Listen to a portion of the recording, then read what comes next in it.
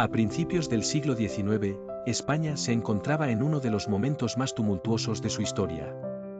Mientras el país combatía la invasión de las tropas napoleónicas, la estructura tradicional del poder se desmoronaba. Los reyes, Carlos IV y Fernando VII, habían abdicado, y el vacío de poder generaba incertidumbre y caos.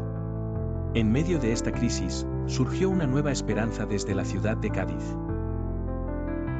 En 1810, se reunieron las Cortes Generales en Cádiz, un enclave estratégico protegido por el mar, con representantes no solo de las provincias españolas sino también de las colonias americanas.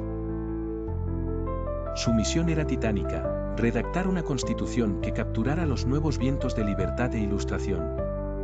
A pesar de las adversidades, lograron dar forma a la PEPA, proclamada el 19 de marzo de 1812.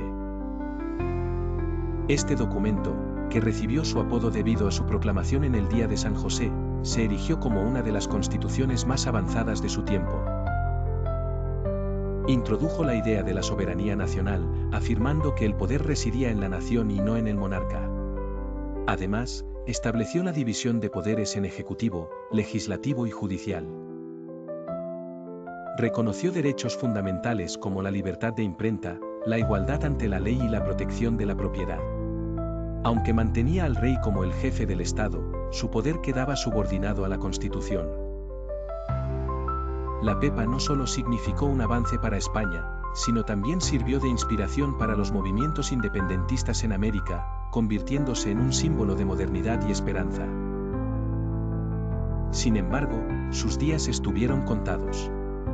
La restauración absolutista con Fernando VII en 1814 llevó a su derogación. A pesar de ello, su legado continuó. Durante el trienio liberal de 1820, la Constitución fue brevemente reinstaurada, y «Viva la PEPA» se convirtió en un clamor por la libertad y los derechos. Esta Constitución, aunque efímera, dejó una impronta indeleble en la lucha por las libertades y se recuerda como un faro de progreso. Más de 2 siglos después, la PEPA continúa siendo un emblema de lucha y aspiraciones compartidas por un futuro mejor.